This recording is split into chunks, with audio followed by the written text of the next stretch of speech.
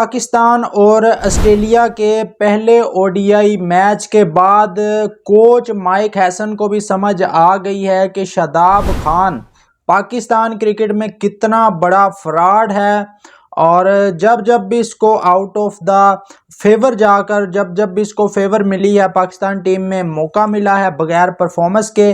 اس بندے نے مایوس کیا ہے۔ اور اب کوچ مائک ہیسن کا کیا کہنا ہے شاداب خان کے بارے میں؟ وہ کوچ جو 3 دن پہلے کہہ رہا تھا کہ اگر شاداب خان میری 15 کی ٹیم میں نہ ہو تو میں پاکستان کی کوچنگ چھوڑ دوں گا،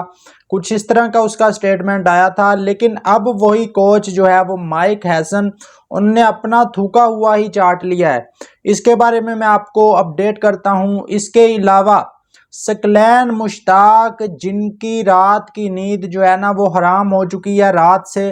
ان کو نیند نہیں آئی، اور جلن کی جو بدبو ہے وہ پورے پاکستان میں پھیل چکی ہے۔ ثقلین مشتاق کو لے کر ان کا ایک سٹیٹمنٹ بھی آیا ہے، کیونکہ بھائی بات ہی ایسی ہے، ان کے جو ان کی دم پر ہے وہ پیر رکھ دیا ہے۔ عرفات منہاس نے 5 وکٹیں لے کر اور کچھ رنز بھی اس لڑکے نے بنائے ہیں، اور جو داماد خان ہے، شاداب خان، جو پاکستان کرکٹ کی سب سے بڑی پرچی ہے، اس کا جو ہے وہ راستہ جو ہے وہ پتہ جو ہے وہ کاٹ دیا ہے رات سمیر منہاس نے۔ تو ثقلین مشتاق کا کیا کہنا ہے؟ ثقلین مشتاق نے تعریف بھی کی ہے، لیکن وہ کہتے ہیں نا مینگنیاں ڈال کر دودھ دینا، وہ والا کام کیا ہے ثقلین مشتاق نے عرفات منہاس کے ساتھ۔ انتہائی گھٹیا اور بے شرمی والا بیان دیا ہے۔ دونوں خبریں میں آپ کو بتاتا ہوں۔ سب سے پہلے کوچ مائک ہیسن، جن کو بڑا اعتماد تھا شاداب خان کے اوپر کہ یہ پاکستان کا سب سے بڑا جو ہے وہ شین وان ہے، پتہ نہیں کون سا اس کو جو ہے وہ عظیم آل راؤنڈر اس میں نظر آتا تھا، اور شاداب خان کے لیے بغیر کسی پرفارمنس کے ون ڈے ٹیم میں کم بیک اس کو کروایا۔ وہ شاداب خان جس کی آخری 3-4 ون ڈے میچز میں کوئی وکٹ نہیں تھی، اور آخری 3 سالوں میں کوئی ون ڈے لسٹ اے کا میچ نہیں کھیلا، اس کے باوجود اس کو پیراشوٹ کے ذریعے پاکستانی ٹیم میں کم بیک کروا دیا گیا کوچ مائک ہیسن کی جانب سے۔ تو اس کے لیے ٹرننگ وکٹ بھی تیار کی گئی، وہ وکٹ جس پر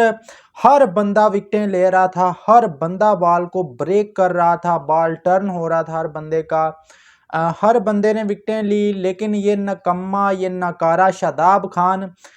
جب اس کو 4-5 آؤٹ ہونے کے بعد، آسٹریلیا کے جب 4-5 آؤٹ ہو چکے تھے، عرفات منہاس نے اوپر سے ان کا ٹاپ آرڈر بالکل فارغ کر دیا تھا۔ اس بندے کو اس وقت موقع ملا کہ آجا تو بھی بہتی گنگا میں ہاتھ دھو لے، تو یہ اتنا نالائق بندہ ہے، یہ اس موقع پر بھی اس نے آ کے رنز لیک کرنا شروع کر دیے، اور وہ آسٹریلوی ٹیم جو دباؤ میں کھیل رہی تھی، عرفات منہاس اور ابرار احمد کی بولنگ کے دباؤ میں جو کھیل رہے تھے، وہ آسٹریلوی ٹیم شاداب خان جیسے ہی آتے ہیں تو ان کو رنز کرنا شروع کر دیتے ہیں شاداب خان کے خلاف، اور شاداب خان آ کر سارا پریشر جو ہے نا وہ ہٹا دیتے ہیں۔ تو بھائی اتنا نکما یہ بولر ہے۔ تو اس کے بعد پھر عرفات منہاس کو دوبارہ موقع ملتا ہے، وہ دوبارہ آ کر وکٹیں لیتا ہے، دوبارہ پارٹنرشپ بریک کرتا ہے، لیکن یہ بندہ اس ٹرننگ وکٹ پر یہ 6.25 کی اکانومی کے ساتھ رنز بھی دیتا ہے، 8 اوور میں 54 رنز، اور کوئی وکٹ نہیں لیتا یہ بندہ۔ جس طرح پیراشوٹ کے ذریعے اس کو ٹیم میں لایا گیا، وہ قدرت جو ہوتی ہے نا وہ پھر انصاف کرتی ہے آپ کے ساتھ۔ جو ٹرننگ وکٹ جس پر سفیان مقیم ہائیسٹ وکٹ ٹیکر، جس کو موقع ملنا چاہیے تھا کل کے میچ میں، لیکن نہیں ملا۔ کیوں نہیں ملا؟ کیونکہ داماد خان پرچی نے پاکستانی ٹیم میں کھیلنا تھا۔ لیکن بھائی جو عزت اور ذلت دینے والا جو ہوتا ہے وہ اوپر والی ذات ہے۔ شاداب خان کو جو ہے نا وہ جو اس کے بعد میچ کے بعد جو کوچ مائک ہیسن کی طرف سے جو سٹیٹمنٹ آیا شاداب خان کی پرفارمنس کو لے کر،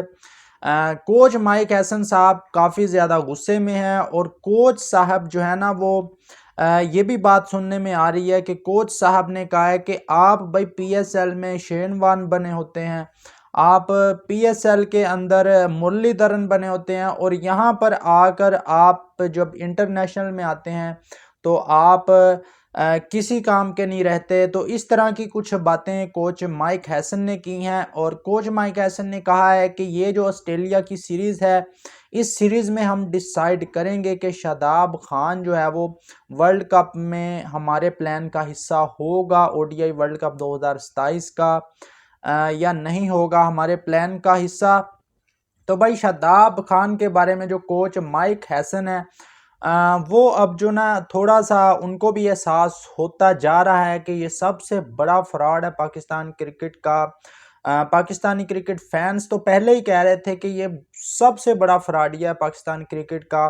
لیکن آپ جو ہے نا کوچ مائک ہیسن وہ بندہ ماننے کے لیے تیار نہیں تھا۔ اب وہ بھی بندہ آہستہ آہستہ لائن پر آ رہا ہے۔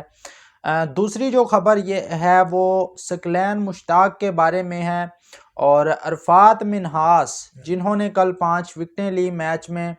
اور بڑے بڑے بیٹسمینوں کو آؤٹ کیا۔ آپ دیکھ لیں کہ اس نے کیمرون گرین کی وکٹ لی، جوش انگلش کی وکٹ لی، اور وہ تمام کھلاڑی جو ریگولر آسٹریلیا کی ٹیم کا حصہ ہوتے ہیں، آپ اس کو بی ٹیم کہہ سکتے ہیں کیونکہ ان کے پاس جو ہے وہ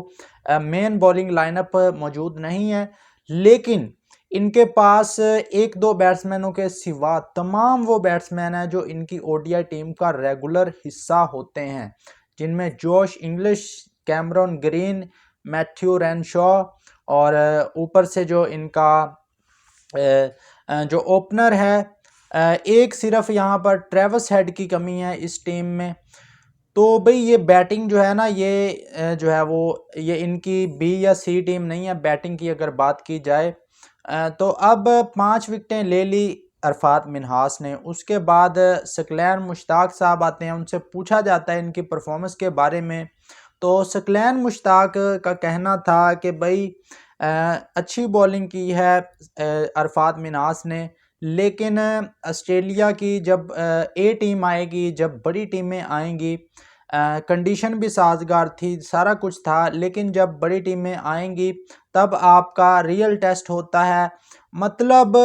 اپنا جو ان کا جو ہے نا، جب شاداب خان پرفارمنس دے، چاہے وہ یوگنڈا کے خلاف دے دے، چاہے ورلڈ کپ میں نیدرلینڈ کے خلاف دے، چاہے امریکہ کے خلاف دے، تو وہ ان کو بہت بڑی پرفارمنس لگتی ہے، لیکن جو عرفات منہاس نے بولنگ کی ہے ان پر جو ہے وہ تکلیف ہو رہی ہے۔ حالانکہ سفیان مقیم نے عرفات منہاس نے جتنی بھی وکٹیں لی ہیں وہ آسٹریلیا کے ریگولر پلینگ 11 کا حصہ ہوتے ہیں۔ آپ دیکھ لیں کیمرون گرین کو اس نے کس طرح بولڈ مارا ہے، اور کیمرون گرین آسٹریلیا کا ریگولر پلیئر ہے اور آئی پی ایل کا بھی سب سے مہنگا ترین پلیئر تھا۔ تو بھئی آپ کا جو داماد ہے شاداب خان وہ اتنا نکمہ ہے، وہ اس طرح کی ٹرننگ وکٹ پر بھی آ کر آسٹریلیا کی، چلیں آپ کے بقول بی ٹیم ہے یا سی ٹیم ہے، ان کے خلاف بھی جو ہے نا وہ وکٹیں نہیں لے سکا، اور